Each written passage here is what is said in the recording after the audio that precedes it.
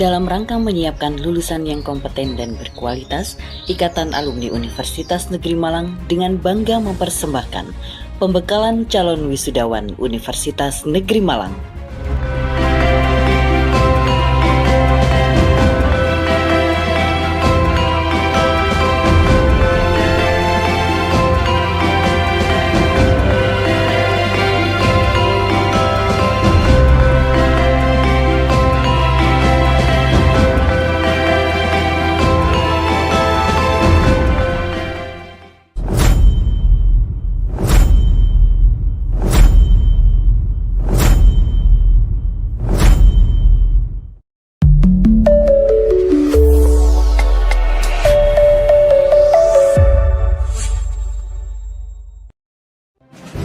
Bapak dan Ibu yang kami hormati, webinar pada hari ini akan segera dimulai.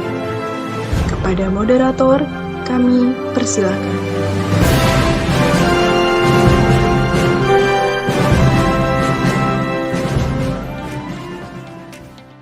Shalom, Om Swastiastu, Namo Buddhaya, Salam Kebajikan, Hayu. Yang terhormat Ketua Pengurus Pusat IKUM, Prof. Suparno, kemudian yang terhormat Bapak Wakil Rektor 1 Universitas Negeri Malang, Prof. Ibrahim Bafada, Ketua 1 PPIKUM, Prof. Muhammad Ainin, dan juga Sekjen PPIKUM, Dr. Randa Hajah Fatmawati. Ini ibu kita semua ya teman-teman. Nanti setelah ini teman-teman ibunya adalah beliau gitu ya. Karena sebelumnya gitu ya, ibunya kalau di kemahasiswaan, nah ini juga baru kali ini bergabung gitu ya. Teman-teman mungkin sudah kenal beliau gitu ya, Direktur Kemahasiswaan UM, Prof. Siti Sendari. Selamat datang Ibu gitu ya. Dan juga tidak lupa para narasumber hebat kita gitu ya. Ini juga adalah saya kalau mau ngomong, karena saya juga sebagai alumni, supaya akrab gitu ya, kita memanggil beliau-beliau ini kakak-kakak kita, kakak-kakak alumni gitu ya. Walaupun mungkin secara umur gitu ya, pengalaman beliau akan sangat membantu teman-teman ini supaya mendapatkan insight-insight. Di sini juga sudah ada Bapak Dr. Soeharton MPD, kemudian Ibu Arta Yuli SPD, dan ini kali ini teman saya ini, Mas Aan Prasetya SPD MBA gitu ya. Selamat datang untuk hadir, dan juga saya ingin menyapa para teman-teman alumni ini yang sedang berbahagia gitu ya, karena akan diwisuda setelah ini periode ke-137. Untuk kegiatan hari ini, kegiatan hari ini yaitu pembekalan calon wisudawan UM periode ke-137. Tema kita juga menarik teman-teman, Unlocking Future Success. Jadi menjadi alumni tangguh, kompetitif, dan berdaya saing gitu ya. Jadi kegiatan hari ini kita akan mencoba bagaimana sih, seperti apa sih kesuksesan para narasumber kita ini, yang bahkan Bu Arta gitu ya dari Amerika teman-teman hari ini gitu ya. Jadi kalau di sini siang gitu ya, semakin siang, beliau ini semakin malam, mendekati tengah malam gitu ya. Pak Hartono juga begitu sebagai Sekretaris Dinas Pendidikan Provinsi Jatim gitu. Dan Mas Aan, waduh kalau ini beliau ini sudah narasumber di mana-mana nih, foundernya TL Sinesia, level up performance trainer, dan banyak aktiviti-aktiviti yang lain gitu ya.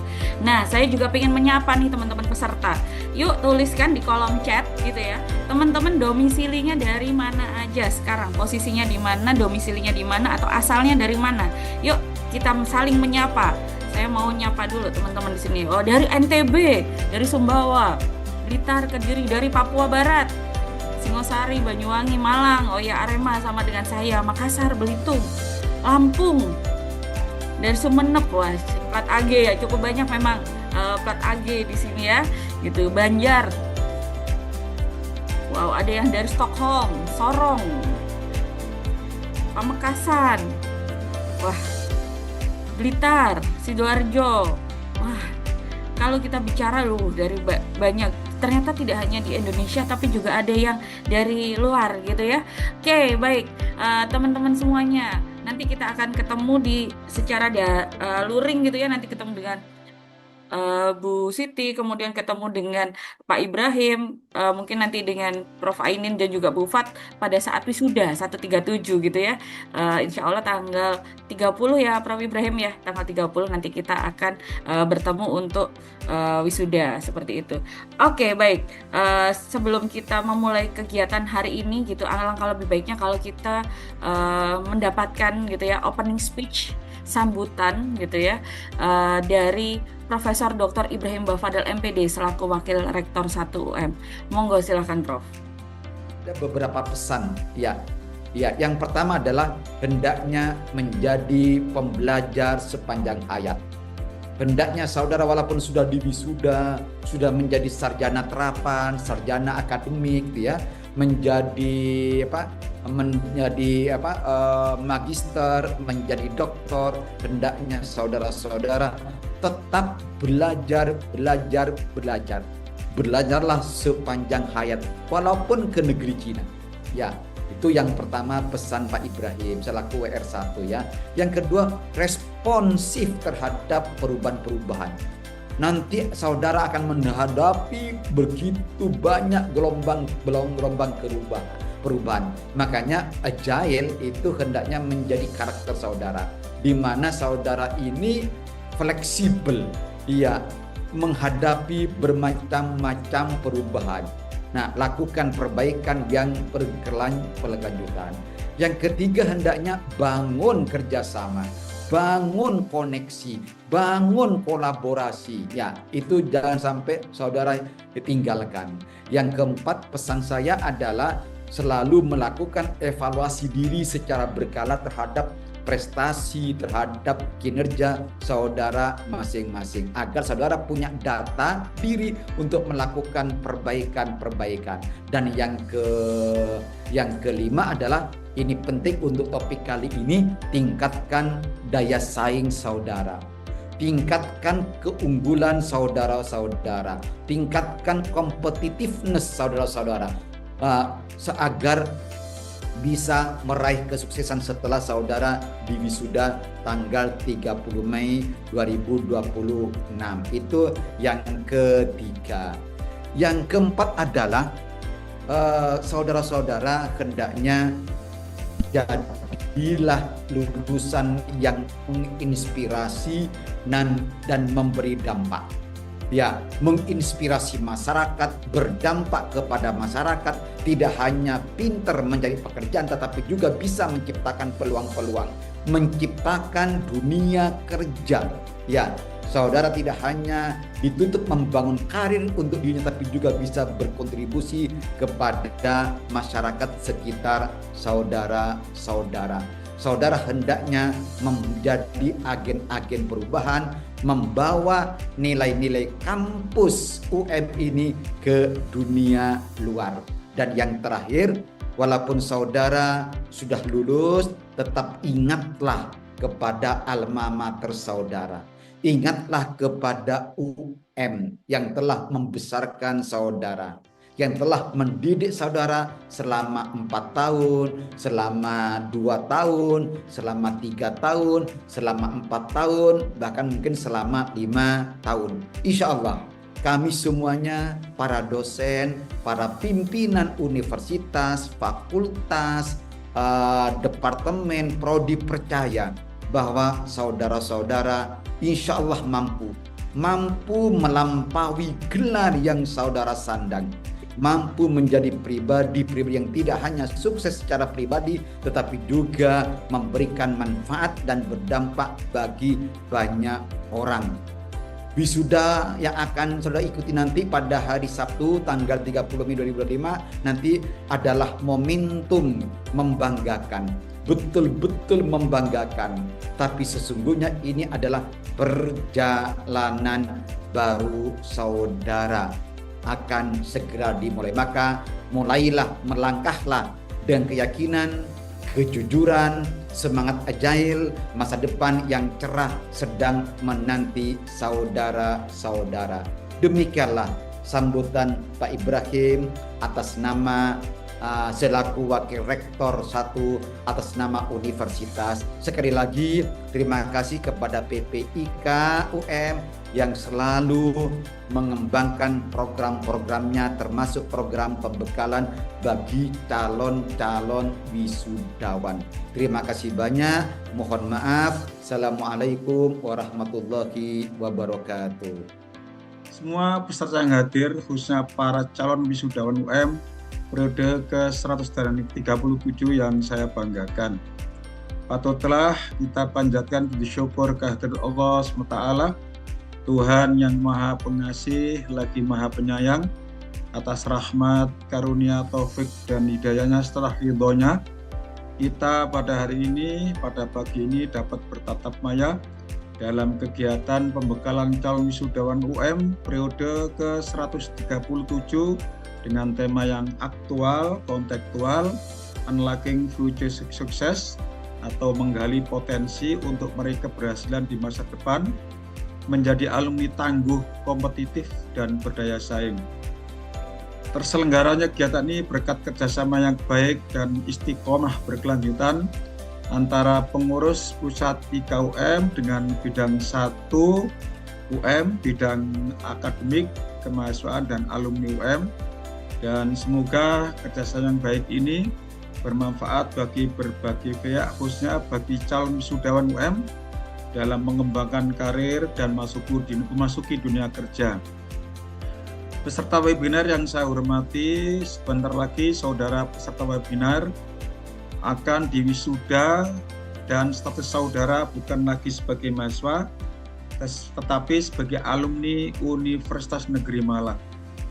Di kampus ini selama saudara kuliah telah dibekali berbagai kemampuan, keterampilan, pengalaman, dan nilai atau value, dibekali hard skill dan soft skill yang memadai agar saudara bisa survive hidup di tengah-tengah masyarakat. Berbagai keterampilan yang saudara peroleh dari UM merupakan modal dasar untuk memperoleh peluang menuju masa depan gemilang, terutama dalam dunia kerja dan pengembangan karir.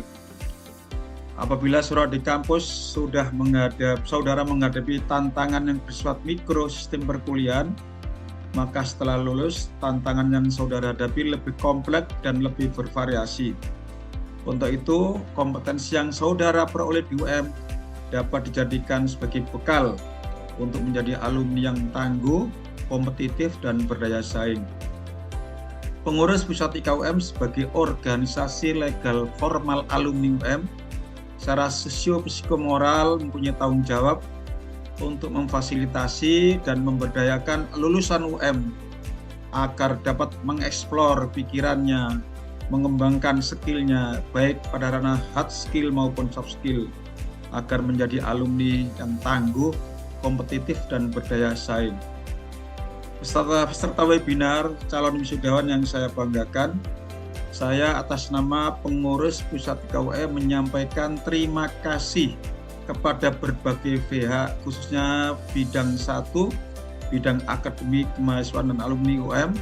Dan terima kasih yang sebesar-besarnya saya sampaikan kepada para pemateri yang andal, yaitu Bapak kita, Bapak Dr. Suhartono MPD, beliau alumni Pasca Sarjana UM, dan sekarang beliau sebagai Sekretaris Dinas Pendidikan Provinsi Jawa Timur. Dan terima kasih kepada Mbak Arta Yuli Nafa SPD, alumni Fakultas Sastra UM, penulis ghostwriter, personal branding strategik, dan sebagai coach, sebagai pelatih juga. Dan juga kepada Mas Aan K. Prastia SPD MBE, beliau alumni MIPA, founder NGO Technesia ID, Level Up Performance Trainer, and People Growth Strategies. Juga terima kasih kepada pemandu acara kita, Ibu Gama Rahmita Ureka Hakim, sarjana psikologi dan master pendidikan. Mengakhiri sambutan ini, kami pengurus Pusat IKUM berpesan kepada para calon wisudawan, jagalah nama baik alma mater saudara tercinta Universitas Negeri Malang, dan atas nama pribadi dan pengurus Pusat IKUM, Tidak lupa mohon maaf atas kekurangan kami dalam menyelenggarakan kegiatan ini. Semoga kegiatan ini bermanfaat bagi kita semua, khususnya bagi para calon wisudawan UM untuk mengembangkan karir dan masuk ke dunia kerja. Dan dengan mengucapkan Bismillahirrahmanirrahim, pembekalan calon wisudawan UM periode ke-137 dengan tema Unlocking Future Success menjadi alumni tangguh, kompetitif, dan berdaya saing secara resmi kami nyatakan dibuka. Selamat mengikuti pembekalan. Semoga Allah SWT meridhai usaha kita. IKUM selalu di hati alumni. Assalamualaikum warahmatullahi wabarakatuh. Jadi ini tidak serta-merta lulusan kemudian diberangkatkan, tidak, tetapi masih ada uji kompetensi. Maka dari itu teman-teman sebagai lulusan UM, saya berharap bahwa lulusan UM jangan hanya pintar di akademik, tetapi bagaimana kita sudah berpikir di dunia nyata, apa yang harus saya lakukan dengan kompetensi dan potensi yang saya miliki. Artinya apa? Kita harus bisa cepat beradaptasi. Jangan mudah kita untuk selalu mengeluh, jangan mudah kita untuk selalu kita melakukan, saya nggak bisa.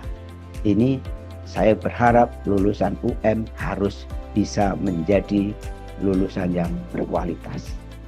Saya berpikir seperti Mbak Arta, seperti Mas Aan. Mungkin dulu tidak berpikir Mbak Arta bisa ke Amerika, tetapi jalannya dilakukan seperti itu karena apa?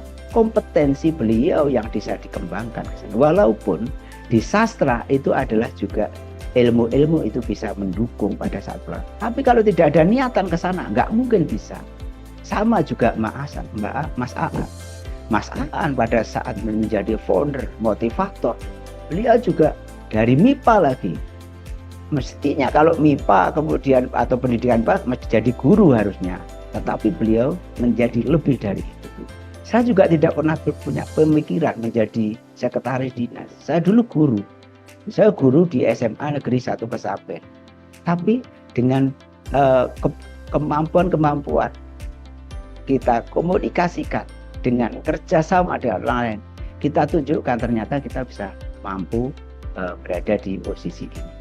Saya kira teman-teman semuanya jangan pernah alergi untuk melakukan sesuatu yang mungkin itu walaupun tidak kita harapkan pada saat kita berada di kampus, tetapi begitu di masyarakat nyata bahwa itu penting harus kita lakukan, maka lakukanlah dengan bijak dan baik.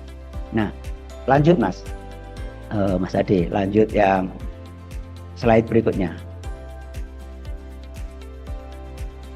Mas Ade lanjut slide berikutnya, tadi yang di atasnya Pak Mas Ade. Nah ini, tadi saya sampaikan kenapa tingkat pengangguran terbuka SMK masih besar umpama di Jawa Timur. Walaupun ini sudah mengalami penurunan karena tadi segmennya sudah diambil alih. Segmennya diambil alih, lapangan pekerjaan cakupan yang harusnya untuk SMK itu diambil oleh lulusan S1. Nah, yang kedua, saat banyak murid SMK saatnya ini juga tidak langsung bekerja tetapi melanjutkan ke perguruan tinggi. Nah, lulusan SMK juga ada yang berwirausaha tapi itu tidak masuk pada catatan BPS sebagai dunia kerja. Ini saya tambah informasi, coba sebelum saya akhiri kondisi di Jawa Timur. Coba yang lanjutnya Mas, kondisi di Jawa Timur lanjut. Nah ini di Jawa Timur itu ada sekolah negeri sejumlah 790 lembaga, swastanya adalah 3.278. Gurunya ini menurut data Dapodik ini adalah 40.000, tapi sebenarnya yang terbaru adalah 43.466. Ini guru. Baik itu guru yang rinciannya lanjutannya Mas di level slide berikutnya. Slide berikutnya Mas Ade. Nah, ini data guru PNS 19.000 sekian, P3K 17.000 sekian, ada paruh waktu 3.900 sekian, dan total not yang non ASN ini ada 2.295. Teman-teman, mengapa ini perlu saya sampaikan? Kebanyakan teman-teman lulusan UM ini adalah nanti harapannya yang di pendidikan bisa menjadi tenaga pendidik dan kependidikan. Harapannya seperti itu karena kita juga masih banyak kekurangan guru-guru produktif. Harapannya dengan data yang saya sampaikan ini teman-teman kira-kira bisa berpikir bahwa ke depan saya harus melakukan apa setelah saya wisuda. Saya kira ini terakhir Mas, atau slide terakhir. Jadi alumni yang hebat tidak dilahirkan tetapi dibentuk dengan kebiasaan kecil setiap hari. Sukses bukan soal cepat tetapi soal konsistensi yang tiada henti.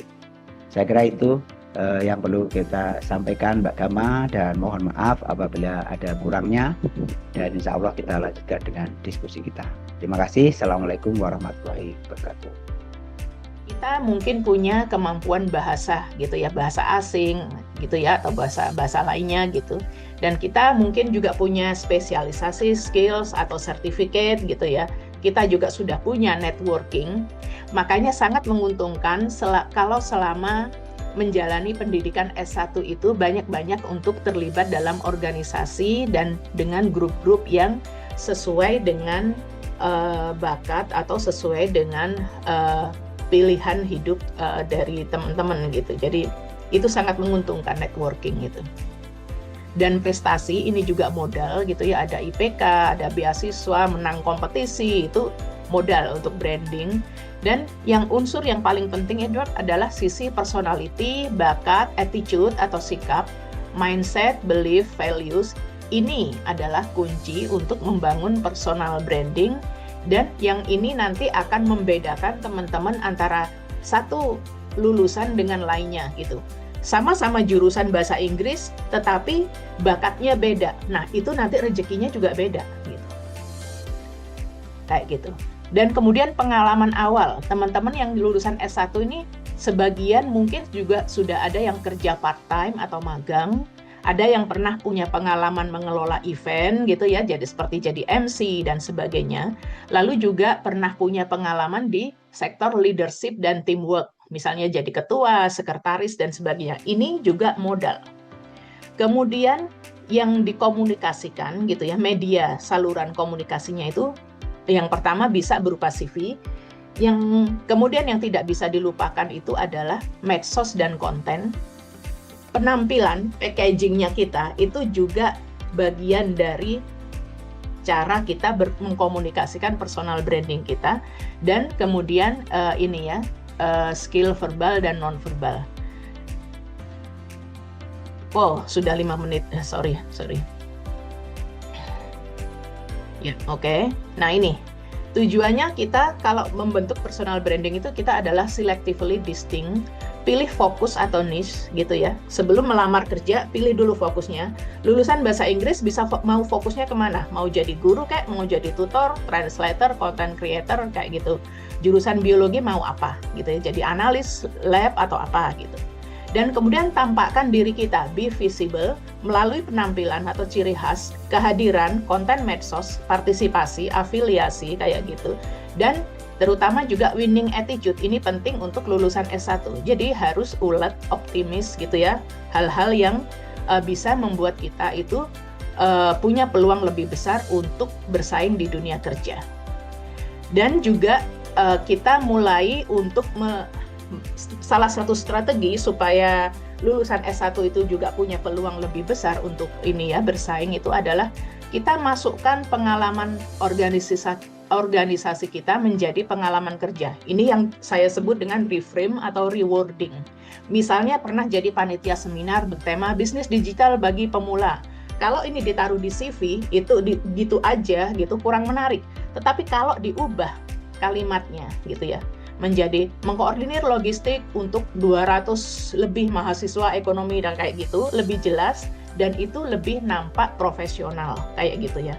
Jadi rewarding, reframe itu penting. Dan yang terakhir itu adalah gunakan networking. karena 80% pekerjaan itu diperoleh dari networking. Dan 70% lowongan kerja itu diinfokan di kalangan internal. Jadi dari mulut ke mulut, dari telinga ke telinga, kayak gitu. 70% ini. Sedangkan yang sisanya dipublikasikan di lowongan kerja dan sebagainya. Dan peluangnya kalau kita punya networking itu sampai 5 kali lebih besar ketimbang yang melamar lewat mengirimkan surat lamaran kerja gitu. Dan pengalaman saya sendiri dari tahun 1900 berapa gitu ya. Dari awal saya lulus sampai sekarang itu hanya 2 kali melamar kerja dengan mengirimkan CV. Lainnya itu networking semua gitu. Jadi saya ngirim CV itu cuman basa-basi aja gitu ya, karena sudah diterima gitu. Jadi semuanya itu lewat networking, entah itu lewat teman, entah itu lewat orang yang saya kenal kayak gitu. Bahkan saya dapat pekerjaan sebagai publishing director ini karena saya ikut proyek ikut proyek sih. Karena saya umroh dan pengelola umrohnya itu tahu saya bahwa saya penulis, bisa bantu kita enggak gitu. Jadi langsung seperti itu. Jadi jadi sangat-sangat perhatikan tentang networking. Dan kemudian untuk alternatifnya, kalau memang kita itu nggak tahu ya potensi kita itu di mana yang sebenarnya, kalau kita udah di lapangan pekerjaan itu kesempatan tuh banyak sekali gitu. Kita bisa nyoba program au pair, kita bisa lanjutin pendidikan ke luar negeri, kita bisa cari info pekerja musiman di luar negeri, dan yang paling banyak dicari itu adalah sektor medis dan human touch. Dan kita juga bisa untuk entrepreneurship. Jadi kita nggak hanya terpaku bahwa saya harus kerja di perusahaan, enggak gitu. Kayak gitu. Nah ini saya ngebut ya, jadi ya begitulah gitu ya. Jadi intinya seperti itu ketika kita hendak menambah peluang kita untuk bisa ke lapangan kerja. Jadi perjalanan kita membawa kita ke sini, tetapi brand kita itu akan berlanjut sampai lama gitu. Saya akan tampilin gambar, teman-teman silakan cepet-cepetan ketik di kolom chat ya. Oke, 1, 2, 3. Nanti teman-teman langsung muncul apa di benaknya gitu ya. 1, 2, 3, set. Yuk. Tik. Yuk. Ronaldo ya, langsung muncul apa? Pemain bola, oke ya gitu ya. Kemarin baru juara tuh ya, Siu gitu ya. Oke, sip, good. Berikutnya, set. Yuk, ketik. Yuk, siapa beliau? Ayo, ya. Habibie, apa yang muncul pertama kali? Habibie, teknologi, presiden. Oke, apa lagi? Yang pesawat gitu ya, yang selalu melekat dengan beliau gitu ya. Oke, good. Nah, ini saya kasih juga yang S3 nih, S3 ke atas. Biasanya gak tua-tua nih teman-teman ya. Oke, berikutnya, yuk. Biar adil ya, Yansi dapat gitu ya. Milenial dapat gitu ya. Siapa? Raja Dangdut itu ya, Rhoma Irama. Teman-teman kok bisa ya? Pertama disebut Ronaldo, itu langsung muncul pemain sepak bola terpopuler, Siu gitu ya. Habis itu kemudian ketika disebut Habibie langsung pesawat. Ketika disebut pesawat muncul Habibie gitu. Ketika disebut Rhoma Irama langsung muncul Raja Dangdut. Waduh, kok bisa ya? Nah, pertanyaan saya adalah, sekarang kalau disebut namanya teman-teman, itu munculnya apa? Nah, itulah adalah personal branding teman-teman. Oke, jadi saat nama teman-teman disebut itu langsung muncul tuh kuat tuh sesuatu hal yang melekat ya. Salah satunya itu saya biasa nyebutnya itu yang pertama adalah passion ya.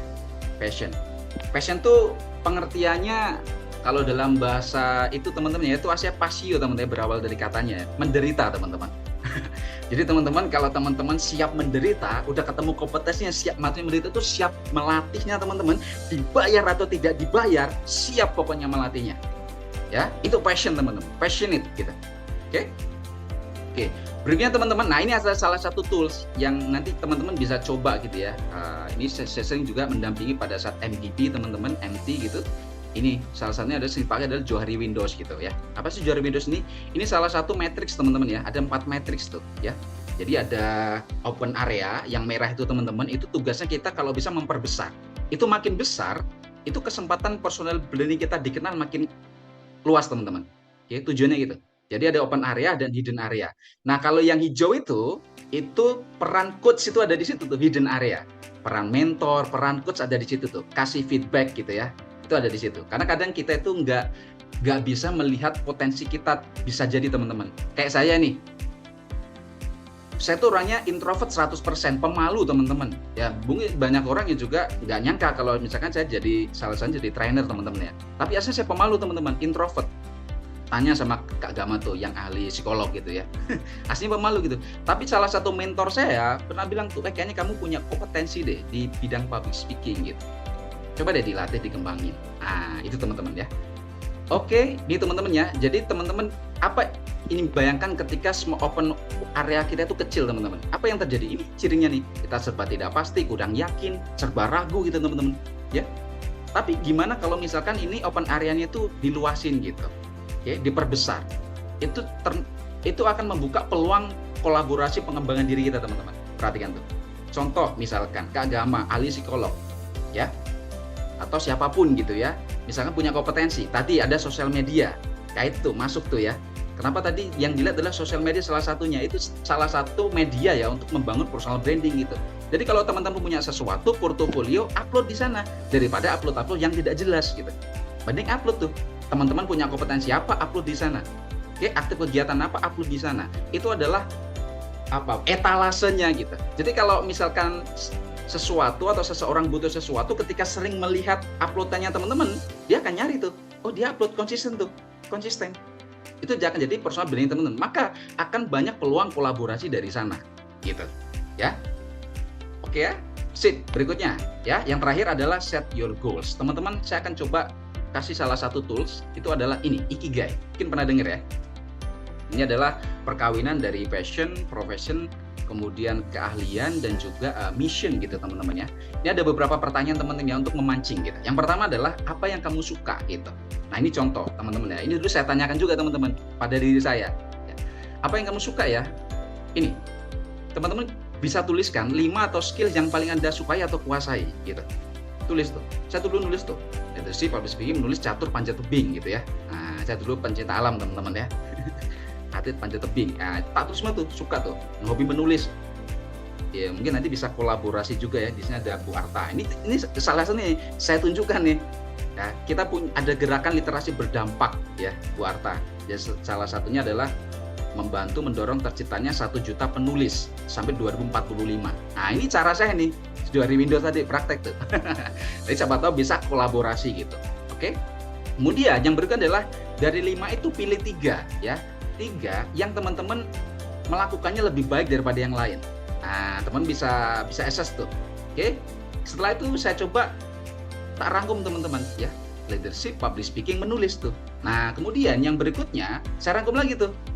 Pilihlah 1 atau 2 skill yang paling dibutuhkan oleh orang lain yang Anda bisa bantu mereka lewat skill itu. Nah, maka kemudian mengkerucut jadi leadership and public speaking.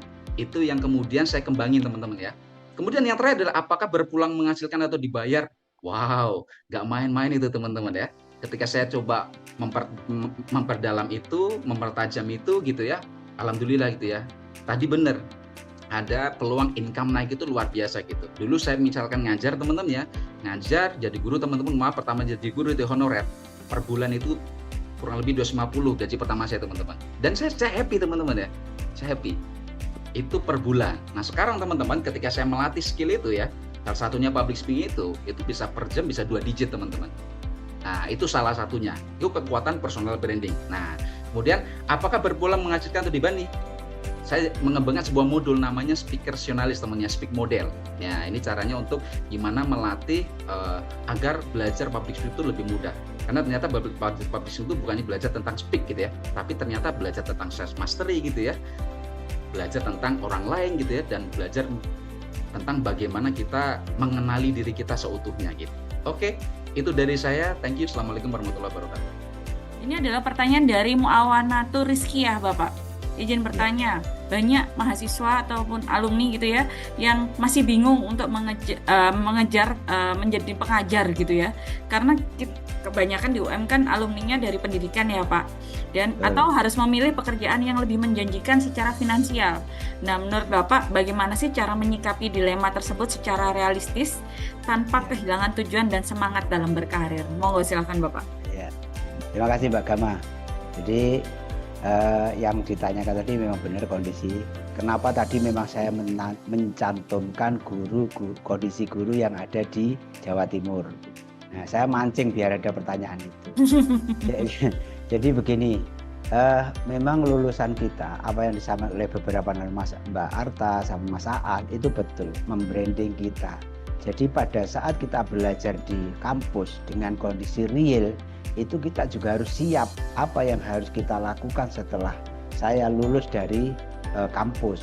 Maka dari itu, tidak harus sebenarnya dari pendidikan itu untuk menjadi guru.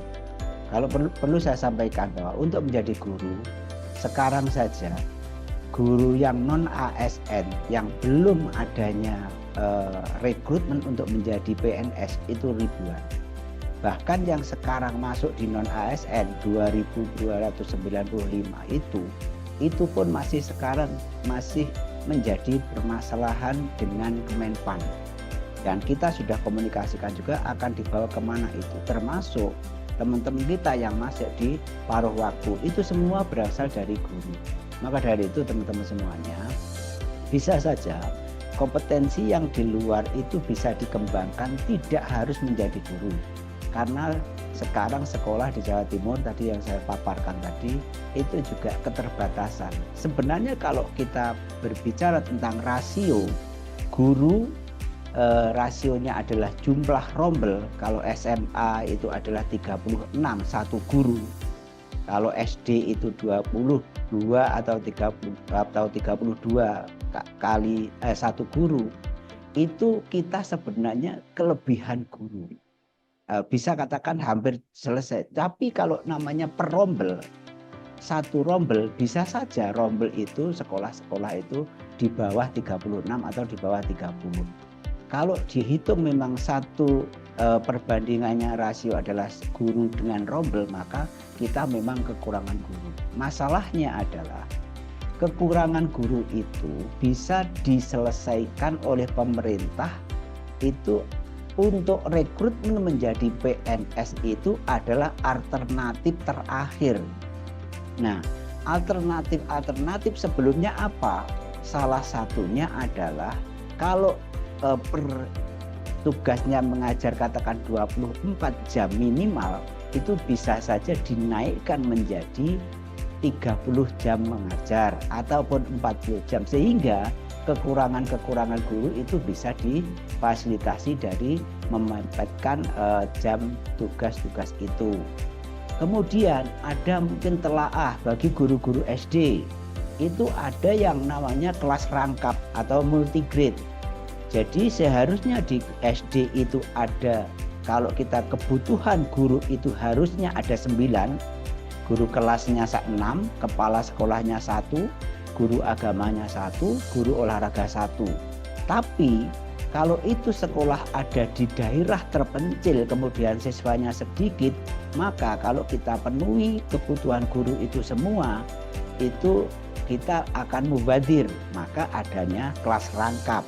Nah, alternatif itu kalau nanti sudah bisa dilakukan oleh pemerintah dalam rangka pemenuhan guru, itu yang dilakukan sebelum targetnya adalah rekrutmen CPNS. Nah, sementara di setiap tahun lulusan pendidikan guru itu wisudanya berapa kali Mbak Gama sekarang? 2 kali ya? Kalau wisuda tergantung dari ini ya, karena wisuda tidak wajib Pak sekarang. Tidak wajib ya. Iya. Jadi artinya kelulusan itu anggap aja rata-rata 1 tahun sekali gitu ya. Setahun biasanya paling tidak, kalau misalnya 1.200 paling tidak kita ada sekitar 6-8 kali. Wah, itu bayangkan kalau 1 tahun aja ada, 1 tahun gitu aja. Kemudian berapa lulusan itu? Maka dari itu teman-teman semuanya jangan pernah berpikir bahwa setelah selesai kuliah saya tidak akan bisa kerja kecuali di pendidikan. Itu mindset itu harus dihilangkan. Karena masih banyak tempat atau masih banyak peluang yang bisa kita kembangkan dengan potensi yang kita miliki yang barangkali tidak bisa kita sampaikan atau kita munculkan pada saat kita berada di bangku kuliah. Saya kira itu Mbak Gama. Intinya tetap semangat. Jadi memang di kondisi real, kondisi guru saat ini yang seperti saya sampaikan tadi. Gitu, terima kasih. Iya, terima kasih Mbak Gama. Luar biasa ya pembekalan pada hari ini ya. ketiga narasumber luar biasa ini tadi, kompak gitu ya. Jadi saling melengkapi menjawab pertanyaan dari adik-adik kita. Ya ini Mbak Arta, terima kasih sekali ya dari Amerika. Ini sudah menjelang subuh kali ya ini. Sepertiga malam kali mungkin ya di sana. Terima kasih sekali. Setengah dua ya, di waktunya tahajud nih. Pak Hartono, terima kasih sekali nih dengan setia memenuhi permintaan kami. Kemudian juga Mas Aan, ini tidak kurang-kurang saya terima kasihnya. Juga Mbak Gama. Nah, sebagai ungkapan terima kasih kami dari pengurus pusat IKUM secara tulus, kami hanya bisa menyampaikan sertifikat ya. Yang pertama kami sampaikan kepada Bapak Suhartono, Sekretaris Dinas Pemerintah Provinsi Jawa Timur. Ya, ini Pak sertifikatnya bisa dipasang di kantornya Pak Hartono ya, biar ini logonya IKUM tampil di kantor Pak Hartono. Ya. Inggih, Ibu Fatma, siap. Terima kasih, mohon tidak kapok untuk berikutnya, nanti kalau kami minta kembali. Ya. Berikutnya kepada Mbak Arta Yulia Nafa, ini pengalamannya untuk personal branding luar biasa ya. Ini memang networking itu sangat penting. Ya, sampai dengan saat ini itu saya merasakan sekali memang networking itu luar biasa dalam menjalankan kepengurusan di KUM.